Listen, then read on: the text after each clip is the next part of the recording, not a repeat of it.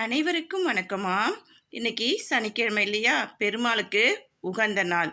இந்த நெல்லிக்காயை நம்ம பெருமாள் பாதத்தில் வச்சு படைச்சிட்டு நம்மளும் சாப்பிட்டுட்டு, அதாவது மற்றவங்களுக்கும், அதாவது நீங்கள் ஒற்றைப்படையில் 5, 7, 9 உங்களால் எத்தனை நெல்லிக்காய் வாங்கி வைக்க முடியுமோ அத்தனை நெல்லிக்காய் வாங்கி பெருமாள்கிட்ட வச்சு படைச்சிட்டு நீங்களும் சாப்பிட்டுட்டு உங்களுக்கு பக்கத்தில் இருக்கவங்களுக்கு இல்லை குழந்தைங்களுக்கு இது மாதிரி நீங்கள் இந்த நெல்லிக்காயை நீங்கள் கொடுத்தீங்க அப்படின்னு சொன்னால் உங்கள் வீட்டில் பற்றாத செல்வம் இருக்கும். அதாவது பணப்பிரச்சனையே இருக்காது.